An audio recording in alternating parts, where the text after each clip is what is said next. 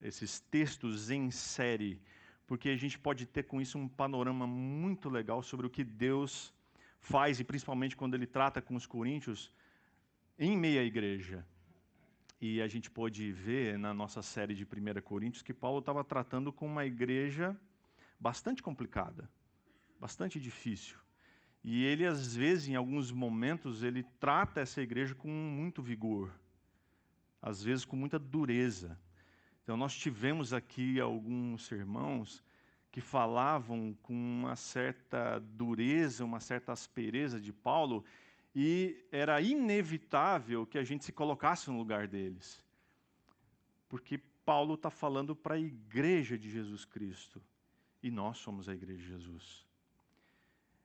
Então, estranho seria se a gente não se colocasse no lugar deles. Por isso, eu gostaria de, antes de começar essa série em 2 Coríntios, que a gente entendesse que Paulo não está falando aqui para uma igreja que não tem nada a ver com a gente, uma igreja que está lá na Grécia, uma igreja primitiva de séculos atrás.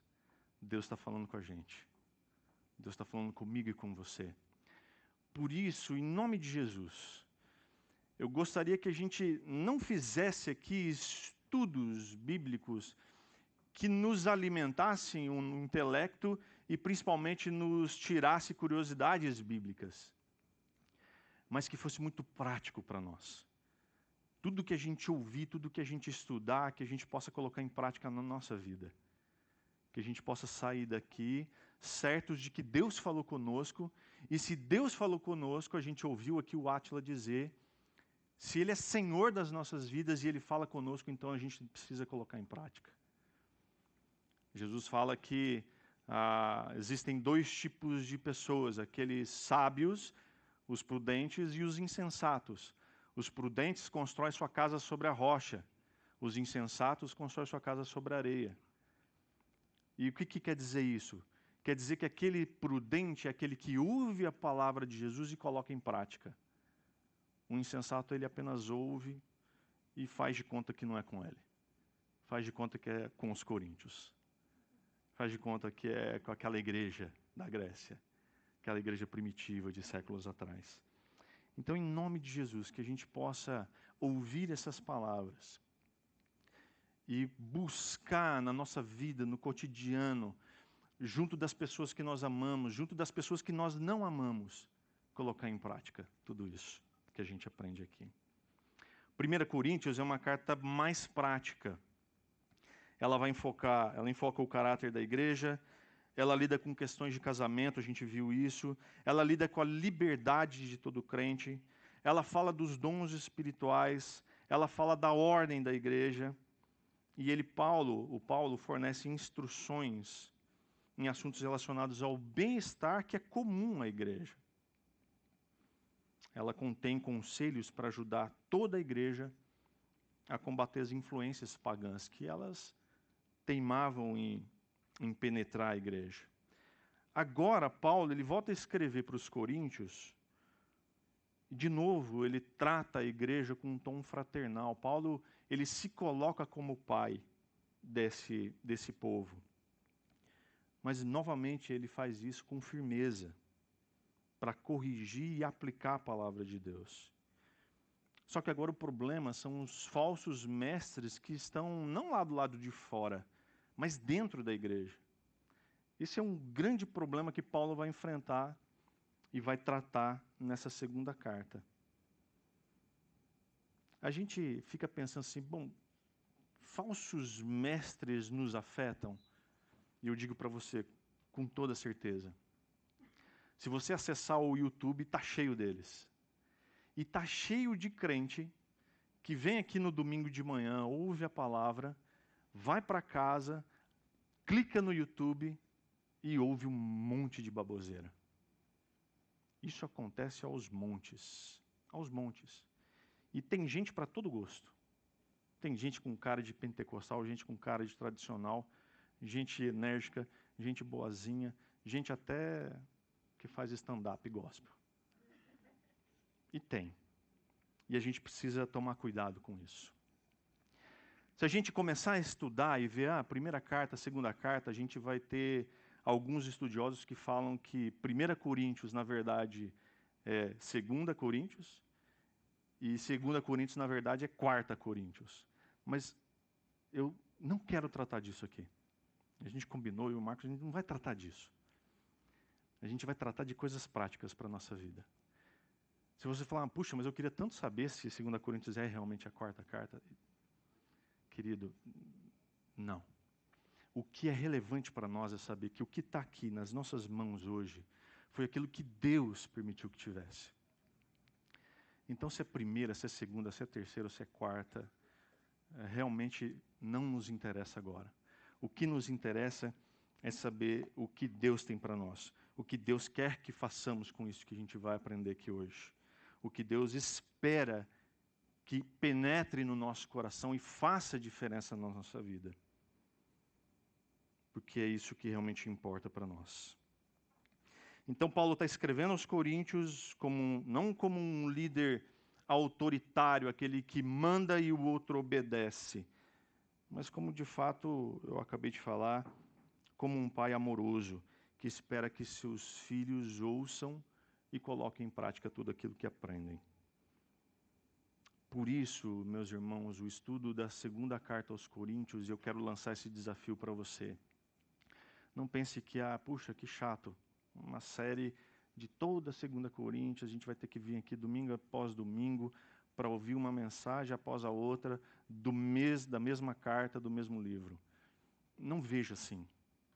Enxergue como uma oportunidade de Deus para mim e para você de aprender com as verdades que a gente vai ler aqui sobre como colocar em prática a palavra de Deus na nossa vida.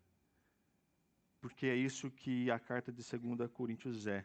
Uma carta pessoal, uma carta em que a gente pode ler e entender que Deus está falando conosco, diretamente ao nosso coração. Para que a gente possa colocar em prática, viver as coisas que são aplicadas aqui. Então eu queria que você abrisse comigo na segunda carta aos Coríntios, capítulo 1.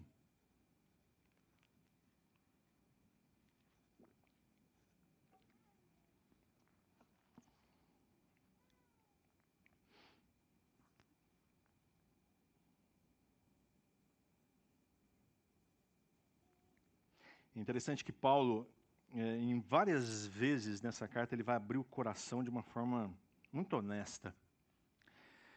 E é interessante a gente ver um homem de Deus, um apóstolo, que foi chamado pelo próprio Senhor Jesus, abrir o coração e muitas vezes parecer tão fraco, parecer tão desprotegido. E em alguns momentos ele vai, inclusive, falar do seu próprio sofrimento. Isso me fez pensar em quantas vezes a gente olha para pessoas, e muitas vezes pessoas que ocupam um lugar de destaque, pessoas que são líderes na igreja, e a gente coloca essa pessoa num patamar de intocável, de infalível. E quando essa pessoa comete um deslize, seja ele qual for, às vezes um deslize simples, a gente fala assim, oxa, mas não é homem de Deus?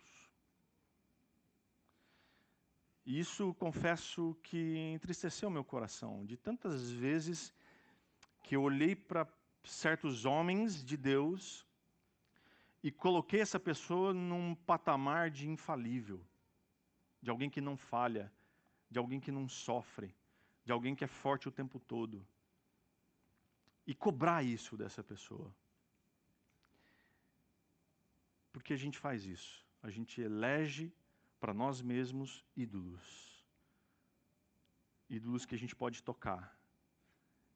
Que a gente pode, às vezes, se espelhar. E quando essas pessoas demonstram um sinal de fraqueza, a gente também enfraquece.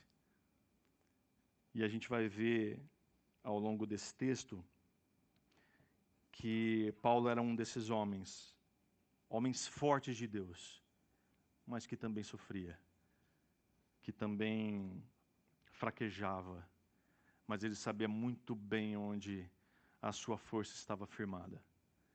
Ele sabia muito bem que aquilo que havia de bom nele não vinha dele, e sim de Deus. Então vamos ler o texto de 2 Coríntios capítulo 1, nós vamos ler do versículo 1 até o versículo 11. Eu, Paulo, chamado pela vontade de Deus para ser apóstolo de Cristo Jesus, escrevo esta carta com o nosso irmão Timóteo, à igreja de Deus em Corinto e a todo o seu povo santo em toda a Acaia. Que Deus, nosso Pai, e o Senhor Jesus Cristo lhes deem graça e paz. Louvado seja Deus, Pai de nosso Senhor Jesus Cristo, Pai misericordioso e Deus de todo encorajamento. Ele nos encoraja em todas as aflições, para que com o encorajamento que recebemos de Deus, possamos encorajar outros quando eles passarem por aflições. Pois quanto mais sofrimento por Cristo suportamos, mais encorajamento será derramado sobre nós por meio de Cristo. Mesmo quando estamos sobrecarregados de aflições, é para o encorajamento e a salvação de vocês. Pois quando somos encorajados, certamente encorajaremos vocês, e então vocês poderão suportar pacientemente os mesmos sofrimentos que nós. Temos firme esperança de que, assim como vocês participam de nossos sofrimentos, também participarão de nosso encorajamento. Irmãos, queremos que saibam das aflições pelas quais passamos na província da Ásia. Fomos esmagados e oprimidos além da nossa capacidade de suportar, e pensamos que não sobreviveríamos. De fato, esperávamos morrer. Mas, como resultado, deixamos de confiar em nós mesmos e aprendemos a confiar somente em Deus que ressuscita os mortos. Ele nos livrou do perigo mortal e nos livrará outra vez. Nele depositamos nossa esperança e Ele continuará a nos livrar. E vocês nos têm ajudado a orar por nós. Então muitos darão graças porque Deus, em sua bondade, respondeu a tantas orações feitas em nosso favor. Vamos orar? Paizinho, muito obrigado, Senhor, pela oportunidade que a gente tem de estar aqui, Senhor. E livremente poder cantar louvores ao Senhor, abraçar os nossos irmãos e expressar a nossa fé, sem perseguições, sem sermos maltratados ou perseguidos por isso. Deus, muito obrigado por esse privilégio. E que muitas vezes nós até negligenciamos. Pai, que em nome de Jesus o Senhor nos ensine nessa manhã a respeito da Tua palavra e a respeito da vida que nós devemos viver por Ti e para Ti. É em nome de Jesus que nós oramos, Senhor. Amém. Então, as coisas que a gente aprende com esse texto, uma delas é sobre o louvor a Deus. Primeira coisa que a gente vê aqui é Paulo fazendo 3 afirmações a respeito de Deus que eu gostaria de destacar. A primeira delas é que Deus é Pai de nosso Senhor Jesus Cristo. Perceba aqui no versículo 3, que ele diz assim: louvado seja Deus, Pai de nosso Senhor Jesus Cristo, Pai misericordioso e Deus de todo encorajamento. A primeira afirmação é de que Deus é Pai de nosso Senhor Jesus Cristo. O Filho é eternamente gerado do Pai, ele é a exata expressão do Pai. E é por causa do Filho que nós também somos feitos filhos de Deus. Essa é a nossa identidade em Deus.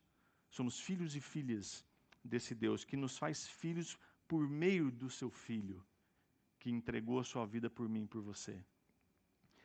João 17, 23 nos diz assim, Jesus dizendo: eu estou neles e tu estás em mim. Que eles experimentem unidade perfeita, para que todo mundo saiba que tu me enviaste e que os ama tanto quanto me amas. Olha que poderoso isso daqui, uma oração de Jesus dizendo: eu estou neles e tu está em mim, e que eles experimentem unidade perfeita, e isso fará com que todo mundo saiba que Deus o enviou e que Deus nos ama tanto quanto ama Cristo. Isso é poderoso demais para mim e para você. Saber que nós temos um Deus que enviou seu único Filho para se entregar numa cruz, para que eu e você experimentemos a perfeita unidade entre nós e com Ele. E isso fará com que o mundo inteiro saiba que Ele é o Cristo. A segunda coisa que Paulo nos ensina a respeito de louvor a Deus é que Deus é Pai misericordioso. Uma definição muito interessante sobre misericórdia é essa: misericórdia é um atributo moral de Deus que o leva a não dar ao pecador o que ele merece. Ou seja, a misericórdia é a autorização de Deus para continuarmos vivendo. Você abriu seus olhos hoje de manhã, na hora que você acordou? Você levantou? Você está aqui? Se isso aconteceu na sua vida, e eu acho que aconteceu, é porque Deus teve misericórdia de mim e de você. Deus assinou uma nota promissória por nós para que a gente continuasse vivendo mais esse dia, para sua honra e glória. Deus decidiu que eu e você continuaríamos vivendo nesse dia. Muda um pouco a perspectiva a respeito das misericórdias que se renovam a cada manhã. A gente fala assim: oh, que bom, misericórdia de Deus se renovou essa manhã, tá? Mas quando você entende que a misericórdia de Deus é para que eu e você continuemos vivendo, é porque Ele espera que, de fato, a minha e a sua vida o glorifiquem. Então Deus é Pai misericordioso, Ele precisa ser adorado por isso. Quando a gente abre os nossos olhos pela manhã, a gente percebe: opa, Deus renovou a sua misericórdia nessa manhã na minha vida. Louvado seja Deus. Graças a Deus por isso. O que eu posso fazer, Deus, para te glorificar nesse dia? O que eu posso fazer, Deus, para te honrar nesse dia, nesse novo dia que o Senhor me deu? Você já pensou nisso? O problema é que na correria do nosso dia a dia, a gente vive dia após dia de uma forma automática, sem perceber que Deus nos dá um dia após o outro, para que a gente experimente da sua bondade e da sua misericórdia. A outra coisa que Paulo diz é que Deus é o Deus de todo encorajamento. Você viu quantas vezes nós lemos nesse texto a palavra encorajamento ou consolo? Quantas vezes Paulo fala sobre encorajamento e consolo? E uma das coisas mais presentes no ministério pastoral é o encorajamento. Você viver encorajando as pessoas. Porque as pessoas, cada dia que passa, andam mais desencorajadas. E Paulo vai nos ensinar aqui hoje a respeito de encorajamento. Um encorajamento para que a gente permaneça firmes em Deus. A palavra empregada aqui, ela vem do grego paraklesis, que dá a ideia de alguém que caminha do lado o tempo todo conosco, nos dando amparo, dizendo para nós: vai, continua, fica firme. Eu acho legal essa expressão, principalmente quando a gente pensa em corridas de rua. Tem gente aqui que pratica corrida de rua. E Quando você corre, às vezes, uma quilometragem um pouco mais elevada, no meu caso, se eu corro aí uns 500 metros, eu preciso de alguém do meu lado me encorajando a continuar. Porque quando eu chego naqueles 50 metros difíceis e vou indo para os 100 metros, a minha tendência, a minha vontade desesperadora é de parar de correr. Tem gente que corre mais. Minha esposa, por exemplo, dizia, eu corri 10 quilômetros. Gente, isso é impensável, é muito quilômetro. E ela me contou esses dias que ela começou a ouvir músicas agitadas no fone de ouvido, e isso encorajava de correr mais.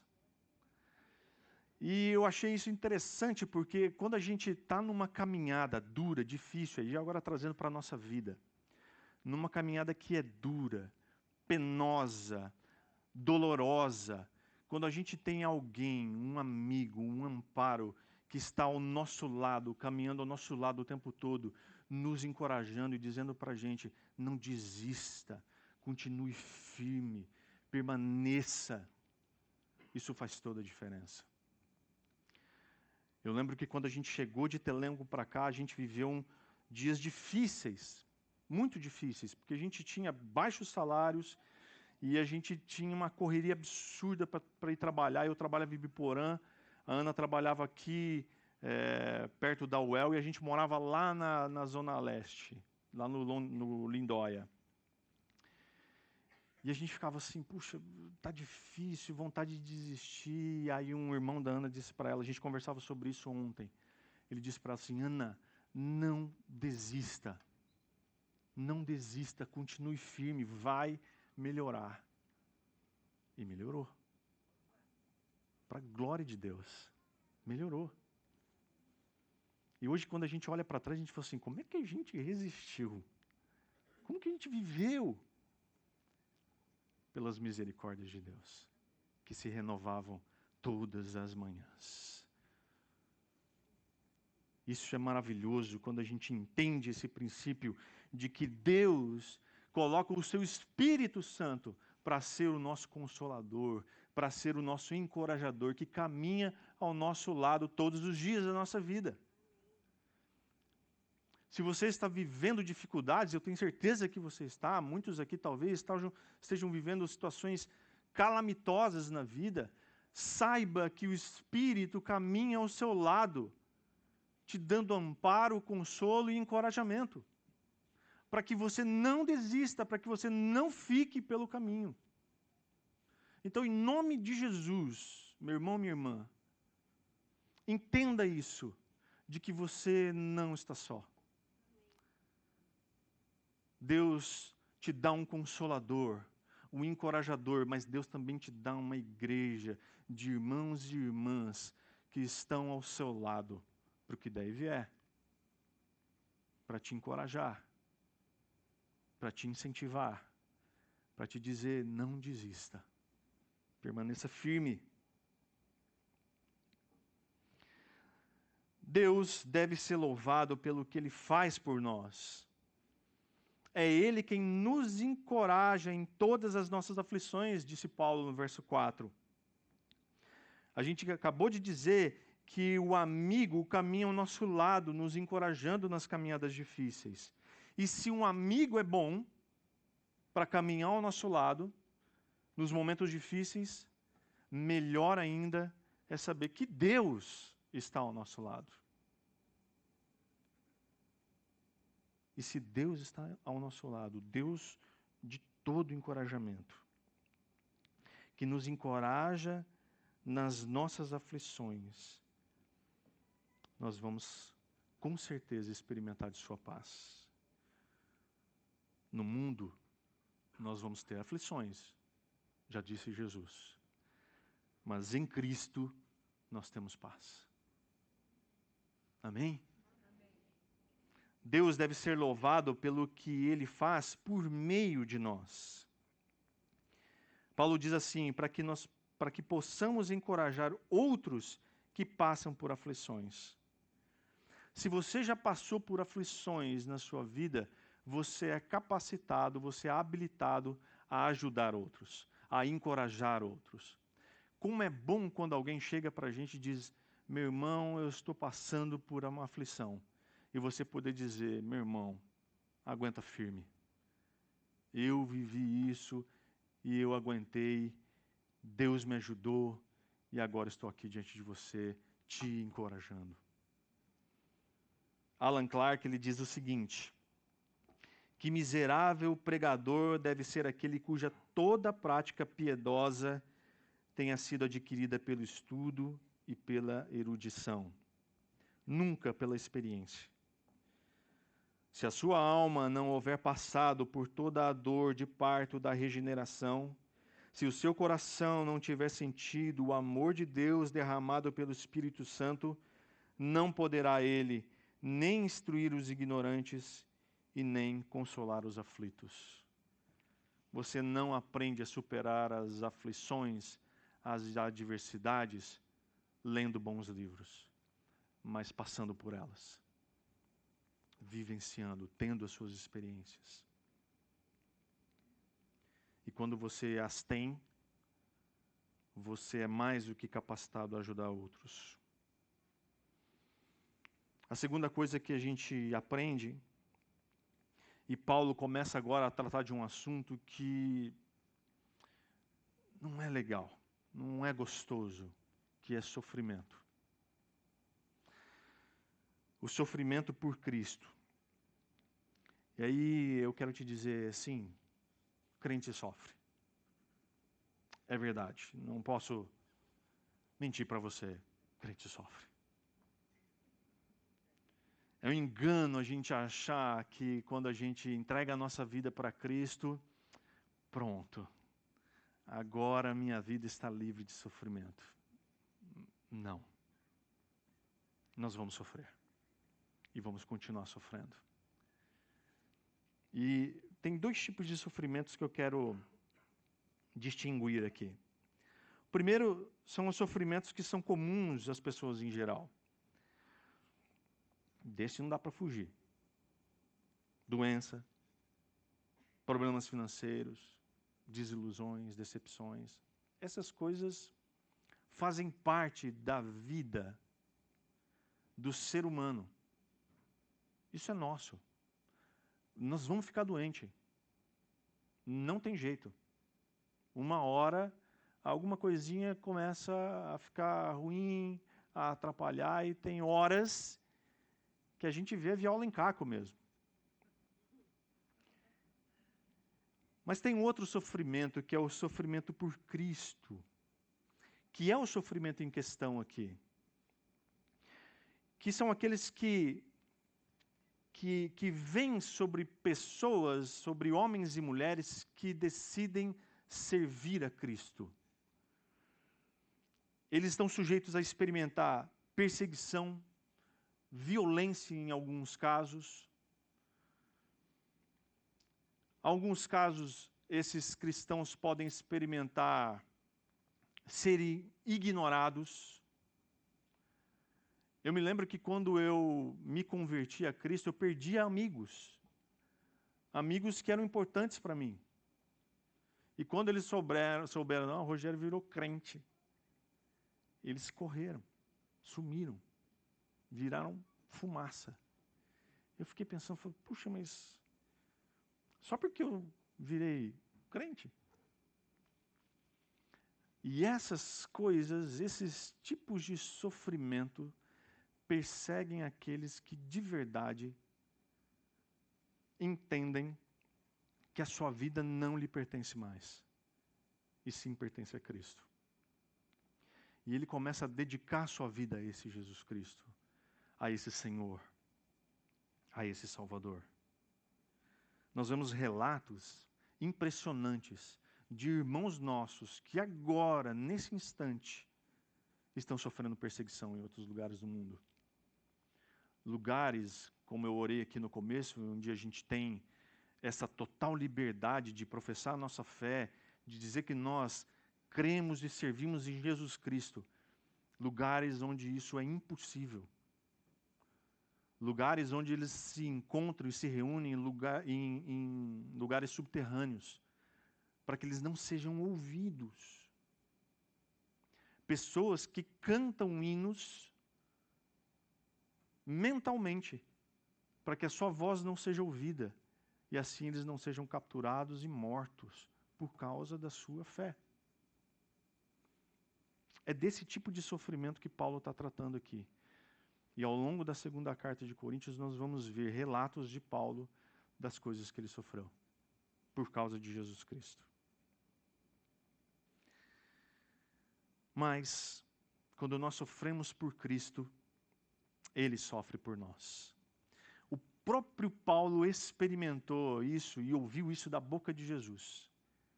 Lá em Atos capítulo 9, versículo 4, quando Paulo é alcançado pelo Senhor Jesus, o próprio Senhor Jesus diz para ele: Paulo, por que você me persegue? Nós sabemos que Paulo era perseguidor da igreja, que Paulo perseguia cristãos, e nós vemos um pouquinho antes o relato da morte de Estevão, que foi aos pés de Paulo. Paulo assistiu aquilo. Estevão sendo morto a pedradas por causa de Jesus Cristo, por causa da sua fé em Cristo Jesus. Paulo então era perseguidor da igreja, e sendo perseguidor da igreja, Jesus está dizendo para ele: se você persegue a minha igreja, você me persegue. Então, quando nós somos perseguidos por causa da nossa fé, quando as pessoas tiram sarro da nossa fé, quando as pessoas fazem da nossa fé uma piada, na verdade elas estão fazendo isso com o próprio Jesus Cristo. E aí, meu irmão e minha irmã,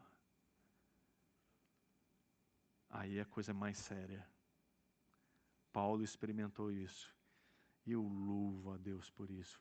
E eu oro para que as pessoas que hoje vivem perseguindo o Evangelho e perseguindo os cristãos tenham a mesma experiência de misericórdia, porque Jesus Cristo não fez com Paulo a mesma coisa que ele fazia com os cristãos. Pelo contrário, ele agiu com misericórdia, com graça e com bondade. E Paulo se tornou talvez um dos maiores evangelistas, de perseguidor a um homem que a gente estuda e a gente admira até hoje, por causa da sua fé em Jesus Cristo. Então, em nome de Jesus, que esses que hoje perseguem o Evangelho sejam alcançados para a honra e glória do Senhor Jesus. Nós precisamos orar por eles.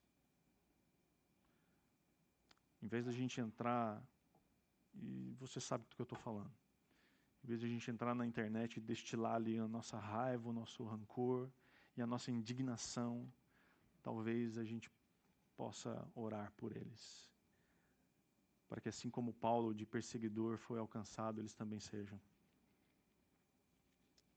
E eu creio nisso. Creio que eles podem ser salvos e possam ser instrumentos nas mãos de Deus. Porque não se persegue um cristão sem perseguir o próprio Cristo. Outra coisa que a gente vê aqui é que o nosso sofrimento por Cristo produz encorajamento e salvação para outros. O testemunho que é gerado pelas provações que nós sofremos por Cristo abrem portas de salvação. Como é bom a gente poder testemunhar a ação de Deus na nossa própria vida. A gente vem dizendo aqui que muitas vezes um testemunho pessoal, uma experiência pessoal, fala muito mais do que quando a gente diz, o fulano de tal.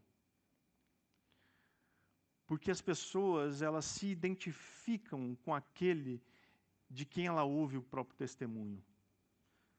Há um ciclo que diz que um testemunho gera fé. A fé gera o milagre. O milagre gera testemunho. Testemunho gera mais fé, que gera mais milagre. E esse ciclo não tem fim. À medida que você ouve da minha boca aquilo que Deus fez na minha vida, você automaticamente em seu coração, você pensa, Deus pode fazer por mim também. quando você crê que Deus pode fazer por você também, o milagre acontece. Testemunho gera fé, que gera milagre. Que gera testemunho, que gera fé e gera milagre. Como é bom a gente poder ter essas experiências que nos levam a testemunhar para aqueles que estão sofrendo. E esse testemunho vai gerar no coração do outro encorajamento e salvação. Porque aqueles que não têm fé em Jesus Cristo, ainda não experimentaram a salvação, podem, por causa do teu testemunho, experimentar, serem encorajados e serem alcançados pela graça de Jesus. Então, em nome de Jesus, continue testemunhando. Você fala assim, eu não tenho conhecimento bíblico. Eu não fiz a escola bíblica. Eu não vim agora nos últimos cursos do Instituto Bíblico Catuaí. Como é que eu vou fazer para testemunhar? Meu irmão, minha irmã, diga o que o Senhor Jesus fez na sua vida. Olhe para trás e veja de onde Ele te tirou. E faça a sua inscrição para o Instituto Bíblico. Vai começar em fevereiro. Isso é fundamental, isso é importante. Porque isso vai ajudar no seu testemunho. Amém? Glória a Deus. Nós devemos saber que o crente experimenta tanto o sofrimento quanto do encorajamento. Ele não vai ser poupado dos sofrimentos, dos vales, dos desertos, das fornalhas. Não vai ter como eu e você escapar disso. Uma hora ou outra a gente vai experimentar desses sofrimentos. Mas nós também não vamos ser privados do consolo, do encorajamento de Deus. Então, ser crente não é ser poupado, mas confortado em meio a todas essas adversidades da nossa vida. Por quê? Porque o socorro vem de Deus. Há momentos que podem ser desesperadores. A gente vê Paulo dizendo aqui, no versículo 8, assim: Irmãos, queremos que saibam das aflições pelas quais passamos na província da Ásia. Fomos esmagados e oprimidos além da nossa capacidade de suportar. Dá para imaginar algo como isso? E pensamos que não sobreviveríamos. Isso me faz pensar que Paulo aqui estava abrindo seu coração e dizendo, gente, a coisa não foi fácil. A gente quase morreu por vocês. Para que vocês sejam encorajados. Há homens e mulheres que sofreram, às vezes perderam a própria vida para que essa palavra chegasse e estivesse no seu colo agora. Dá para imaginar uma coisa como essa? De que homens e mulheres perderam sua vida por amor a Jesus Cristo e para que a sua palavra chegasse até nós hoje. E a gente desvaloriza tanto isso. Às vezes a gente nem se dá conta disso. Sofrimentos acontecem, mas tem horas que parece que a gente não vai sobreviver. Tem hora, já ouvi essa expressão, que o dia parece noite. Paulo sabia muito bem disso. Mas há homens e mulheres que experimentam dos mesmos sofrimentos que Paulo sofria. Há homens e mulheres hoje que talvez estão sentindo a mesma coisa que Paulo escreve aqui. Que estão sendo esmagados, que não estão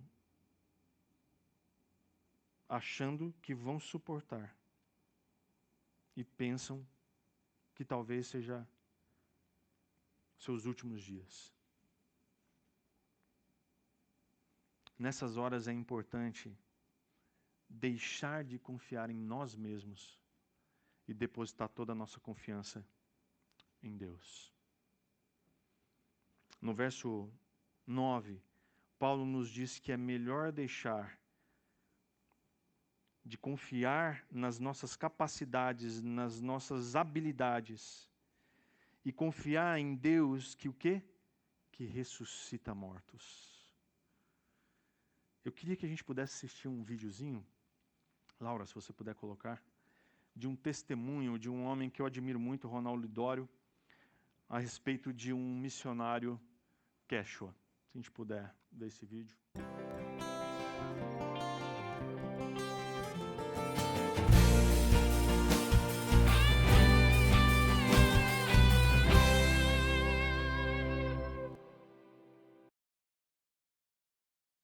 Queridos, quando nós pensamos sobre isto,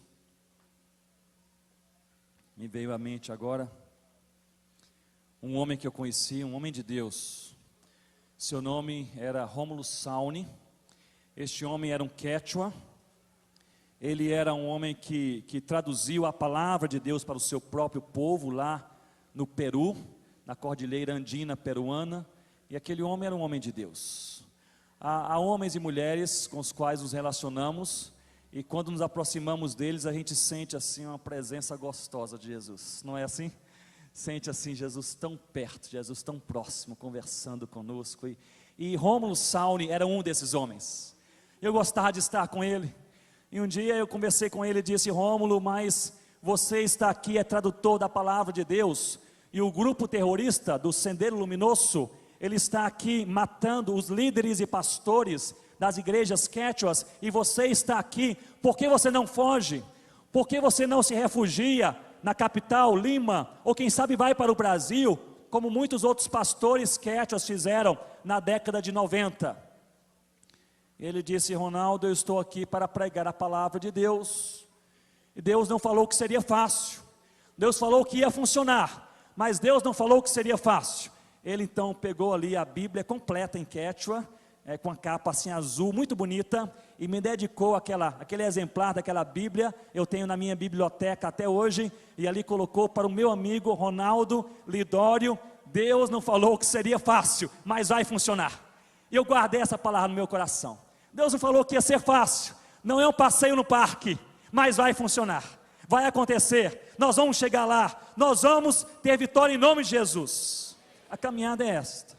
Eu voltei para o Brasil, 2 semanas depois, eu tive a notícia que o Rômulo Sauni havia sido capturado pelo Sendero Luminoso, aqueles terroristas, e foi assassinado. E perderam talvez um dos maiores pastores e homens de Deus ali entre os quechuas, no finalzinho da década de 90. E ali, queridos, marcaram o funeral daquele homem de Deus. E alguns olheiros, alguns espiões do Sendero Luminoso foram enviados para observar outros líderes que iriam àquele funeral. E eles pensaram que poucas pessoas iriam ao funeral, temendo serem também aprisionados e assassinados. E um daqueles olheiros, que se converteu depois, nos contou a história. Ele disse que estava ali em cima de uma pedra, um pouco escondido, observando ali as pessoas que iriam atender aquele funeral. Estava ali o corpo daquele homem, o Rômulo Sauni, e de repente centenas e milhares de pessoas começaram a descer as montanhas.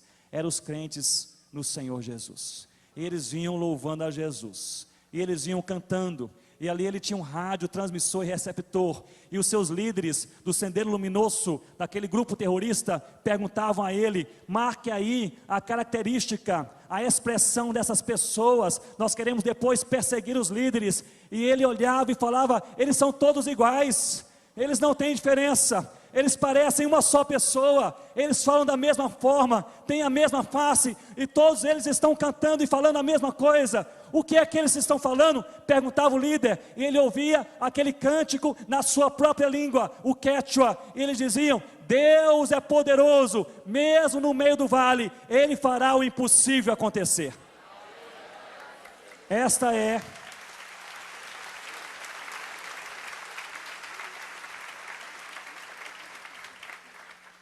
é uma das lindas músicas cantadas pelo povo quechua.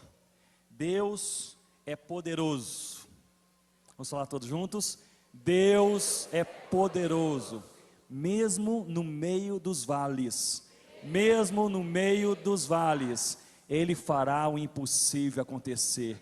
Ele fará o impossível acontecer. Todos juntos, agora tudo junto. Deus é poderoso, mesmo no meio dos vales, Ele fará o impossível acontecer. Agora imagine esse cântico no funeral, milhares de pessoas descendo a montanha e dizendo: não é fácil, o nosso líder morreu, ele foi assassinado, ele é o tradutor da palavra de Deus, nos tiraram este homem de Deus, nós seremos perseguidos, nós estamos aqui descendo as montanhas para este funeral, quem sabe vamos ser mortos também. Ninguém falou que seria fácil, mas funciona, porque Deus é poderoso, e mesmo no meio dos vales, Ele fará o impossível acontecer.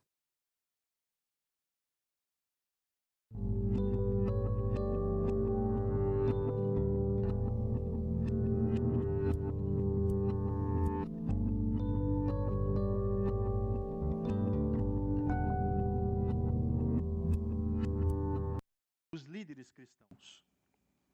Então eles mandaram espias, homens que estavam disfarçados, escondidos, para ver o que estava no meio daquele povo, aqueles que se destacavam como líderes. E quando eles estavam naquele velório, muita gente começou a chegar. Muita gente começou a chegar. E as pessoas iam chegando e esse cara que estava como espia se converteu depois e contou isso. Ele disse assim que os chefes começavam a perguntar para ele pelo rádio: o que é que você está vendo? Passa a descrição dos líderes para que a gente possa depois persegui-los. E ele disse assim: é impossível, porque todos eles parecem iguais. Todos eles têm um sorriso no rosto. E todos eles cantam que Deus é poderoso. E mesmo no meio dos vales, Deus vai nos livrar. Todas aquelas pessoas no velório daquele homem cantavam isso, e o espia ele dizia: não dá para identificar porque todos eles são iguais. Todos eles parecem iguais, todos eles falam a mesma coisa, de que Deus é poderoso e mesmo no meio dos vales, Ele vai nos livrar. E é interessante ouvir isso do Ronaldo, porque quem conhece a sua história e já ouviu dele, as suas experiências no campo missionário, a gente sabe que ele, próprio Ronaldo, experimentou escapar. Ele escapou de um paredão de fuzilamento do Sendeiro Luminoso. De alguma forma, ele estando no paredão, aconteceu algo e ele conseguiu escapar.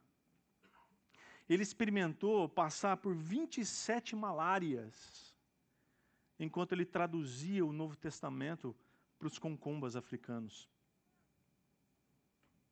Ele experimentou ser envenenado com o veneno da papa de jacaré 3 vezes. Porque os pajés da tribo dos concombas não suportavam a ideia de tê-lo ali. Ele experimentou ataque, agora mais recente, de mais de 100 abelhas africanas. Tudo isso por amor ao Evangelho. Tudo isso por amor a Jesus Cristo. E tudo isso para que a palavra de Deus chegue até aquelas pessoas. Quando a vida parece fácil, frequentemente nós confiamos e dependemos mais das nossas próprias experiências, das nossas habilidades, da nossa força. Mas quando as adversidades chegam, quando as dificuldades começam a nos apertar, a nos oprimir, a gente só tem um Deus que é poderoso mesmo no meio dos vales, que é capaz de nos livrar. Os problemas nos levarão a Deus, ao invés de nos afastar dele. Muito embora muitas pessoas se afastem de Deus quando as adversidades vêm. Mas aqueles que amam o Senhor de verdade e entendem que nele nós encontramos o socorro, vão olhar para o alto. Por último, para terminar, Paulo contava com as orações dos irmãos. Paulo, ele aqui pedia orações por si e por seus companheiros. Nós somos chamados, meus irmãos, a orar uns pelos outros. Orar pelos nossos pastores, pelos nossos professores, pelos nossos missionários que estão lá no campo agora, que dedicam a sua vida para que a palavra de Deus seja anunciada. Você sabe que há irmãos dedicados nessa igreja que oram por mim e por você. Que dedicam tempos preciosos na sua vida cotidiana, para orar por mim e por você. Lá no fundo eu não vi o vaso, acho que não está lá hoje. Mas nós temos um vaso de oração, onde irmãos podem colocar os seus pedidos ali, na certeza absoluta de que alguém irá orar e entregar a sua vida nas mãos do nosso Senhor. Por isso, se você tem algum pedido de oração, se você precisa de auxílio, de socorro, não se acanhe. Você está no meio de irmãos e irmãs aqui. Embora o vaso não esteja lá, mas você pode colocar o seu pedido de oração naquela urna. Creia nisso, de que Deus colocou você no meio de homens e de mulheres de oração, de parceiros que caminham do lado, te apoiando e te encorajando. Deus nos está chamando para uma vida prática de devoção a Ele, de louvor, de adoração, de perseverança no meio das tribulações e de dependência dEle. Sabendo que Ele é o mesmo hoje, ontem e vai ser eternamente. Isso com certeza, meu irmão, minha irmã, vai nos fazer permanecer firmes na caminhada. Porque Deus é poderoso. E mesmo no meio dos vales, Ele vai nos livrar. Amém? Vamos ficar de pé.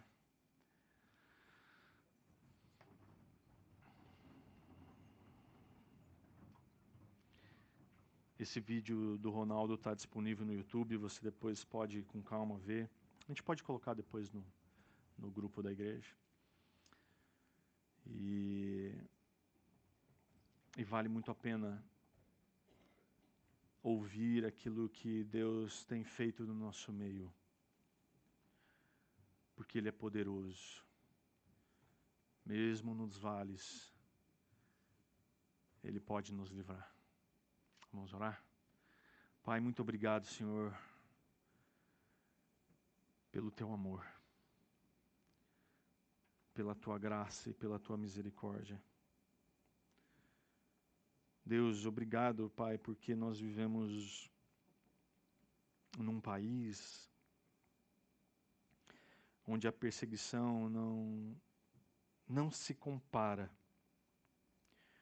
a perseguições de irmãos e irmãs que sofrem, Deus, o flagelo na própria carne por servir ao Senhor.